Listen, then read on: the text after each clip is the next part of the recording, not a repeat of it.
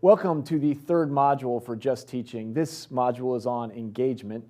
If you watched the last one, we tackled well-being. So in this module, we'll tackle the 4 C's: content, consolidation, collaboration, and creation. This is when teaching gets really fun, because as we think about this, we have to have engaging content.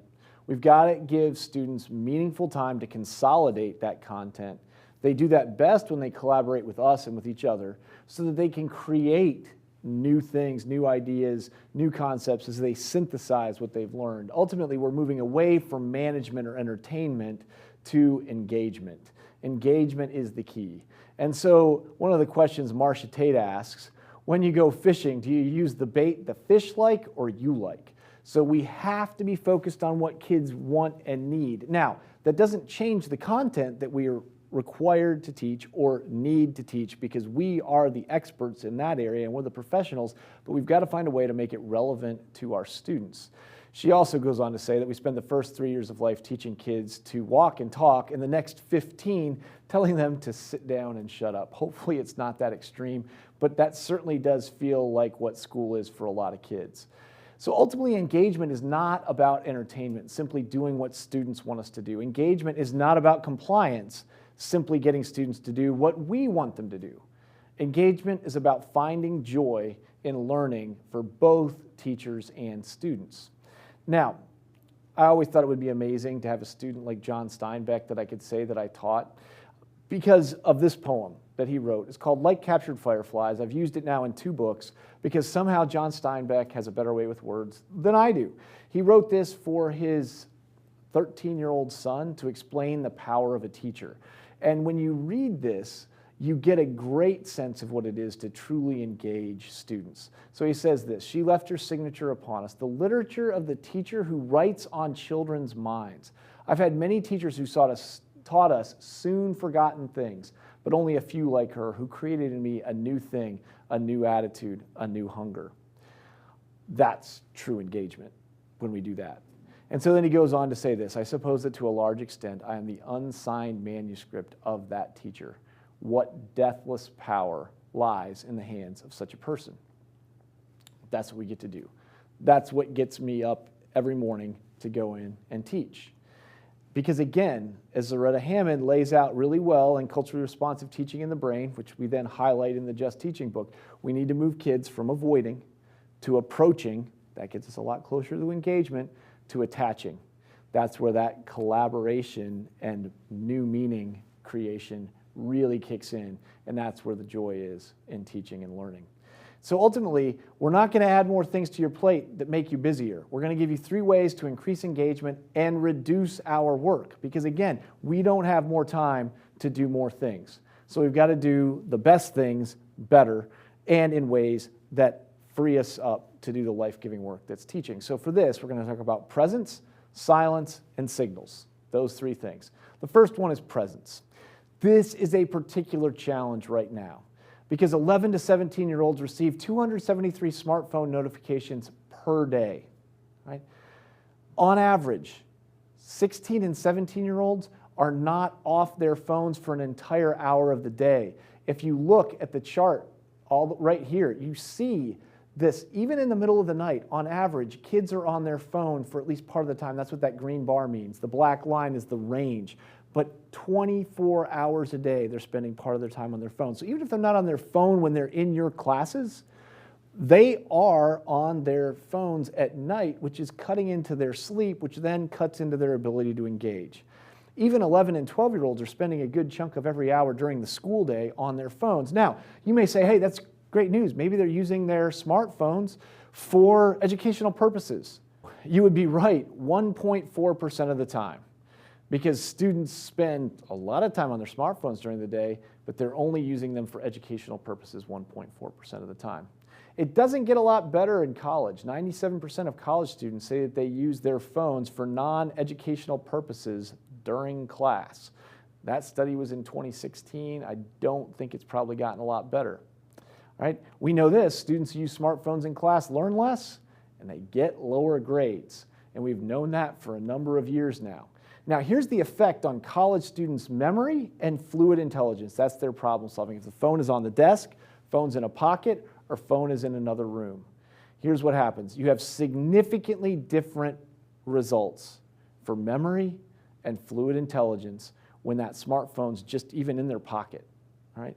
So when I write, I have to get my phone out of the room, because as soon as I get to a hard thing, I don't want to be distracted, but if my brain doesn't want to engage on that, I find something else to engage on. Now, it's not just the phone cutting into presence. It's the way we use our phones. So the U.S. Surgeon General put out this warning in 2023. Social media can have a profound risk of harm to the mental health and well-being of children and adolescents. This is not anything that's surprising. We see this as parents and educators. 46% of teens say they are online almost constantly. For comparison, that was in 2022. For comparison, in 2015, that was only 24%. So it's almost doubled, where they say they're online almost constantly. I wasn't familiar with this term until I came across it in this 2018 study.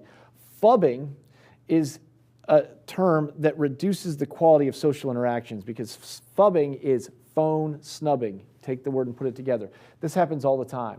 We might be in mid-sentence and all of a sudden our phone vibrates or we get a notification. We pick it up in mid-sentence. We're looking at the phone instead of the person who is talking to us. And so what that communicates to that person is what's on the phone is more important than that person is. So the reaction, typically they'll trail off, they'll recognize that you're not listening anymore or that you've interrupted your own thought, and they take out their own phones because it's a defense mechanism. I'm important too, because you've communicated to me that my presence isn't as important as what's on the phone. I think this is an issue for students. I think this is an issue for adults. In fact, recent study that just came out, 46% of students report having a parent who is distracted when they try to talk to them about something, which is tragic. So in 2023, I implemented this in my undergraduate class. I told them all you're going to need is each other, the text, a pen, and paper. We increased physical presence with each other. And by the end of the semester, we had richer relationships, richer conversations, and deeper learning because we were able to do it without the interruption of devices for 75 minutes a day. This student in Los Angeles, their school had just banned smartphones in class, and he has the greatest line at the end of the interview. He says this: "Now there's no other thing for us to look at or do except for talk to our teacher or pay attention."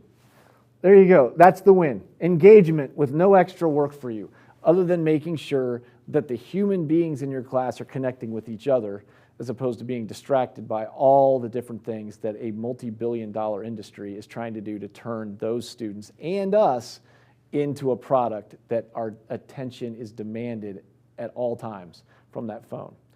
Silence, another easy way to enhance engagement in your class, and it really doesn't take extra work. So the question for you is how do you increase thinking with silence in the classroom? I think this is more important than it's ever been. So the question is, how do you use wait time 2? Now pause just a minute and think about what's wait time 1, and then ask yourself, what is wait time 2? Right now, because you're not in the room with me, I can only use wait time 1. That's the space after you ask a question for answers to come in. Wait time 2 is the space after someone gives an answer.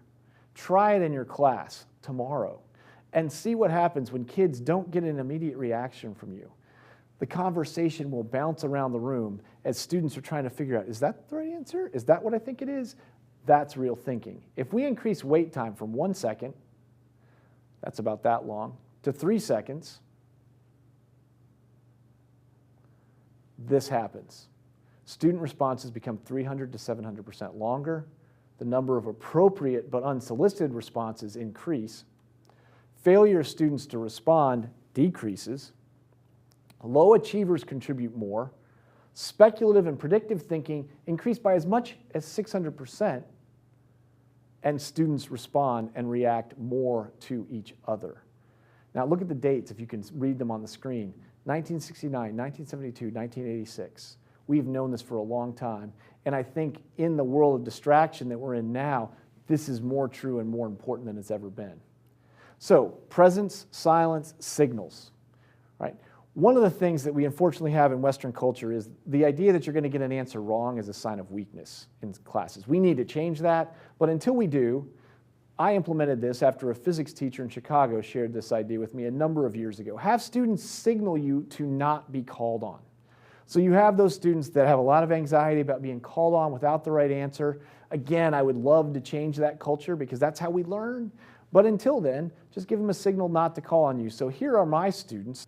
They are going to be showing you signals that any of those are signals I could call on them. So as you see this, you'll see sleeping, you'll see dozing off. Any of those things would be a signal to not be called on. And so I think, in fact, several of my students actually fell asleep as we were filming this a number of years ago now. But I shared this for years with pre-service teachers, that this is what they were going to deal with in 2 years, so hence the graphic. Now, in just a minute, you're going to see all of my students giving me a signal that they do not want to be called on. So it's no extra work for you as a teacher, but it puts the burden on them. If they do not want to be called on, they have to be making eye contact with me and smiling. Now, if an administrator walked in the room like, wow, what amazing control you have, when in fact, these students are not very engaged because they're, at this point, just somewhat happily clueless because they don't really know what's going on. So there you go, inside tip to make your administrators think you're a better teacher than you might actually be. These are all signals they could intentionally give me. So you see baseball signals, you see stroking of the chin as if there are whiskers. Any of those things would count as a signal to be called on. So again, it puts the onus on the student. If you don't want to be called on, here's the signal that you give. Give me eye contact and smile at me. In doing that, if we increase presence, use silence, and use signals, we end up with schools that are more like this. They're challenging over easy, engaged over comfortable, and respectful even more than they are safe. Certainly schools have to be psychologically safe, but for students that are marginalized, if we tell them to wait until they feel safe to contribute, they will never contribute. It's our job to celebrate and respect those contributions when students take those risks. So I want them to be respectful even more than they are safe, challenging more than they're easy, and engaged over comfortable. Pause the video and talk to the people at your school right now, whoever's with you. How are you doing on this? Is your school challenging, engaged, and respectful? Or is it easy, comfortable, and just safe?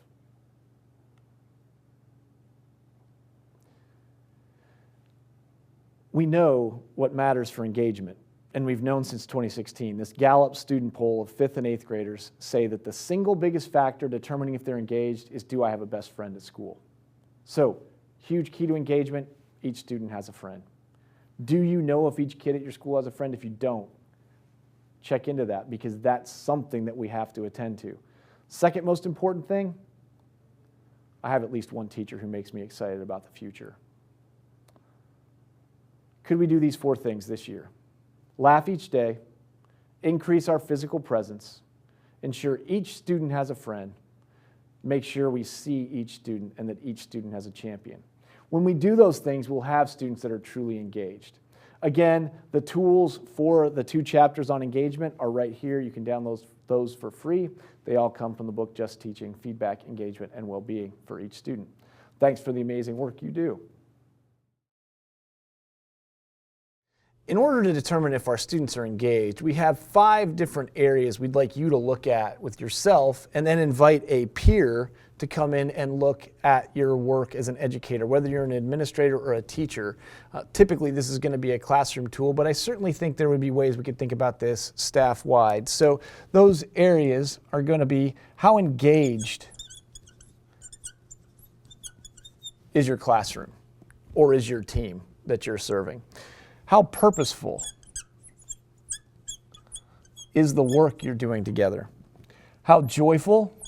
Again, this is not freedom from struggle. This is the fuel to struggle well. But how joyful is the work? How much growth are you seeing? And then what does celebration look like in your classroom or on your team? What do you celebrate? Hopefully, it is growth. You're going to look at that for students, and then you're going to do the same thing for educators. You'll look at all 5 areas. Again, I won't write those all again for you, but you're going to measure yourself based on how well that's working for you. So we start with students always. Students are always the center, and then we look at what educators are doing. And then you are going to rate yourself, and then you're going to ask a peer to do the same thing for you, because sometimes peers see things in us that we don't see in ourselves. So how engaged, how purposeful, how joyful, how much growth, how much celebration for students, and then you're going to do the same thing for yourself as an educator, right? This is on a 10-point scale.